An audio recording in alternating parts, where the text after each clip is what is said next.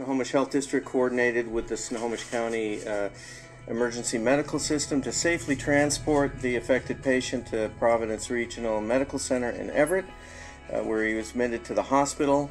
And following our jointly developed infectious disease protocols, we requested that Providence aid in isolating and monitoring the patient.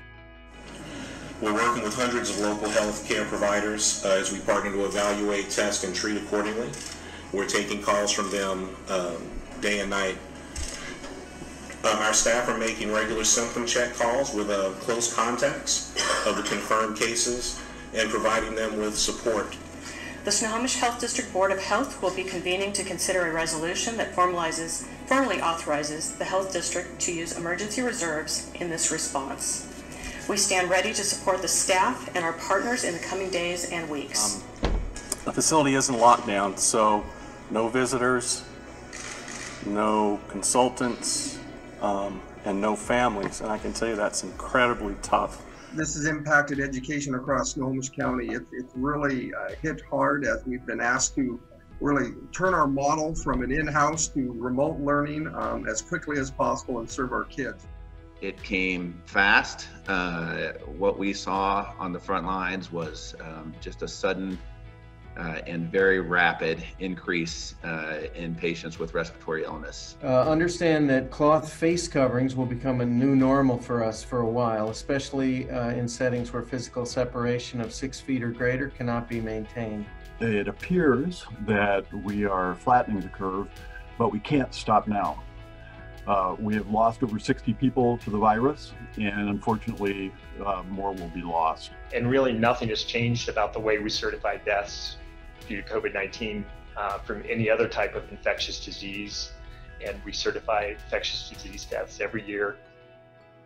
If it is rationally the underlying cause of death, it is so stated on the death certificate. The SAFE team was an outreach team to go visit people in our community who are unsheltered. And we asked them health questions about whether they might have symptoms related to COVID-19.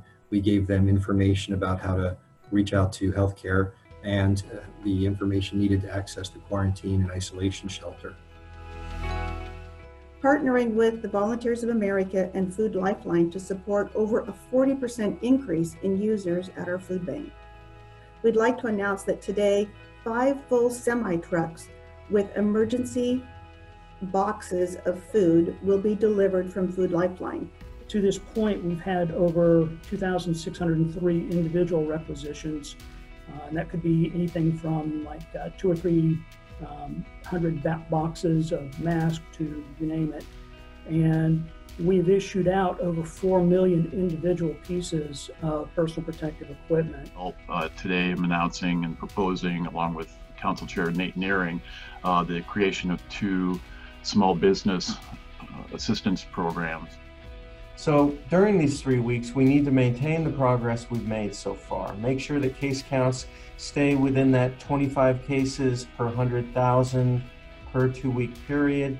That is the threshold that allowed us into phase 2. The next 2 to 3 weeks after school closure was the hardest because our district and school administrators were preparing to switch to remote learning, and our teachers were restructuring their curriculums as we students were beginning to realize that all the activities we were looking forward to, like field trips, performances, prom, moving up assemblies, and even graduation, at that time we thought weren't going to happen. Snohomish County has launched the 2nd round of our small business grant program, which we're calling R3. It's part of our response to the COVID-19 pandemic and is funded by the CARES Act dollars, the federal dollars appropriated by Congress. It's no surprise COVID-19 has had a huge impact on our economy. In fact, Snohomish County's unemployment rate is the highest in the state, at 20% or better.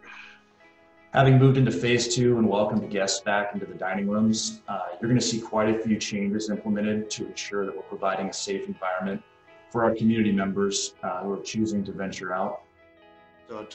To date, we have had 205 unique individuals who've been hospitalized at Swedish Edmonds. Our ICU, the percentage that went to the ICU was 17%. Our overall mortality rate was 21%. Our county parks continue to be packed on the weekends and on Sunday weekdays also, and we very much want to keep them open. However, they become so crowded that we can no longer maintain safety of our guests and staff. We will be forced to close them. And we are still planning to move to the Broadway site in the near future, so we will make sure that that is widely messaged.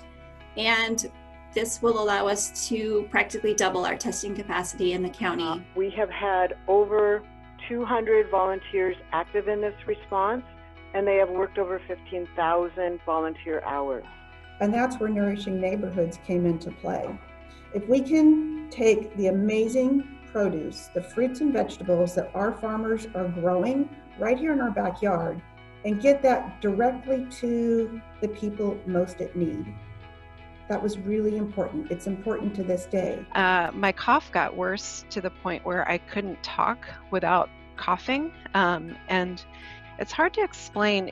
It was different than anything I had ever experienced before, but I could breathe and my oxygen saturations were okay, but it hurt. Like it just, taking a breath hurt. The Snohomish County Fire Marshal, along with his regional colleagues, banned all recreational fires in the county. And this was in anticipation of the dry and smoky weather we're experiencing now. Wildfire smoke can also make you more susceptible to respiratory infections like COVID-19, and underlying respiratory infections like COVID-19 can make you more sensitive to the smoke in the air. I had an elderly patient who I saw was in her 70s, and I saw her by video because she was worried about exposure and worried about coming in. And she relayed to me that she has not hugged or touched anyone physically for the past 6-7 months. And her loneliness was palpable. We don't know when this pandemic is going to end. And we've already been in it for 6-8 months, something like that. So that also, just that uncertainty, that longer period of uncertainty is very challenging for people. We have, with the CARES Act funding, procured on the order of 20 million pieces of personal protective equipment. That number is based upon what we call burn rates, which is essentially how quickly our responders and healthcare providers use that type of equipment. Asked that all schools hold where they're currently at. They don't need to move backwards if they've started to bring special needs students in K-3 grades back. But they shouldn't bring any additional students in at this time. Yet we find ourselves here today with Snohomish County and our state breaking record after record. Daily case counts, 2-week case rates, numbers of outbreaks. Hospitals are rapidly approaching where we were back in March. As of this morning, we have 80 residents hospitalized with confirmed or suspected COVID in Snohomish County hospitals. 11 of those are on ventilators to help them breathe as they fight to stay alive. Since Thanksgiving, we continue to see a rise in number of hospitalizations, including an increase in ICU patients that are younger, which we believe is likely due to Thanksgiving gatherings that occurred. So on a brighter note, as Dr. Spitters had mentioned, we did receive the vaccine, I believe, last Thursday, and we began vaccinating healthcare workers. 3,900 doses of the Pfizer vaccine were delivered to Providence Regional Medical Center in Everett last week. Given the temporary reallocation of the Pfizer vaccine, there aren't any shipments of Pfizer due into Snohomish County this week. The health district does anticipate the first 17,200 doses of the Moderna vaccine to be delivered locally to healthcare systems. The case rate took a much desired drop for a couple of weeks after peaking in mid-December at about 440 cases per 100,000 per 2-week period. Considering multiple vaccines were developed and manufactured within a year of this virus being identified in this country is amazing. And we've already vaccinated thousands of people here in Snohomish County. And that timeline is just incredible. We have opened now 2 sites. One of them opened on the 6th of January, and that was at Payne Field. Another opened yesterday, and that one is at Edmonds Community College. These sites are by appointment only, and they are focused primarily on phase 1A. And so we've expanded from 1 site to now 4 sites, a walk-in site at the Boeing Activity Center in Everett, and drive-through sites in Edmonds, Monroe, and Arlington. It's also important to note that we have teams that are going out into our community to vaccinate at adult family homes, and we're in the process of planning additional community-based clinics to help serve some of our marginalized populations throughout the county. For the week ending February 13, there was just 1 newly reported case in a long-term care facility. I find that truly remarkable. Compare that to late December and early January, where we were seeing 80 to 90 new cases each week. And at that time, virtually every skilled nursing facility in Snohomish County had 1 or more cases in the building within the prior several weeks. Now, only 2 of 17 skilled nursing facilities in Snohomish County have had a case in the building in the prior 28 days.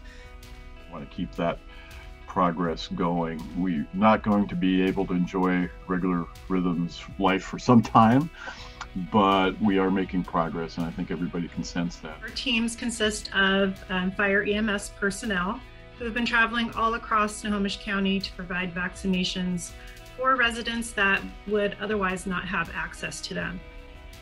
We started in January, and our primary focus then was with long-term care facilities and adult family homes. And we were able to get through all of those facilities with first and second doses. And then we moved on to our homebound individuals for in-home vaccinations. Pandemic now. Through May 15th, the case rate had come down to 193 per 100,000. This is the first significant decrease in the case rate since mid-March, 2 months ago, when we achieved a rate of 80 before the 4th wave started up. We've had over 750,000 doses given in Snohomish County. About 320,000 of those have been just by the vaccine task force. So we are continuing to make progress, and we are continuing to try and provide vaccine as close as we can to the community and make sure that we're minimizing barriers and providing equitable access. This week, we plan to fund more of those who applied to our R3 grants for small businesses, but who have not yet received funds. From a peak of up around over 1,000 cases per week at the top of wave 4, we're now down to just over 300 cases per week last week. That's been leveling out a little bit, so we're hoping to make more progress in pushing rates down further. There's still a lot of unknowns about COVID-19, but we have a system in place now to ensure we can adjust and respond to anything that comes our way.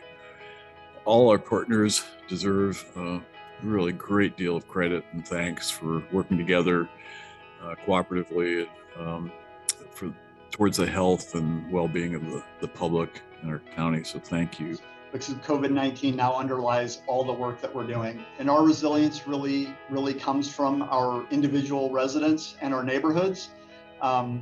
So I'm asking folks to make the choice to be prepared. Preparation for COVID, preparation for earthquakes, preparation for a large snowstorm or a windstorm, much of that looks the same. Do what you can to prepare an emergency kit, to keep at least 2 weeks of food, medicine, and other supplies in your home. Prepare your home for extreme heat if you can. Limit your risk from smoke and other things. All of those things are things that we can do, and every little bit, understanding that not everyone can do everything, every little bit that anyone can do in our community helps all of us become more resilient and better prepared. Though this is the last of our scheduled virtual media briefings, I want to emphasize that the COVID-19 pandemic is not, I repeat, not over. We've made a lot of progress thanks to the community's effort to reduce the spread of illness, containment efforts like testing, isolation, contact tracing, and quarantine, and above all, readily available vaccinations through our mass sites, pharmacies, healthcare settings, and what have you. However, we are still seeing new cases and outbreaks throughout the county.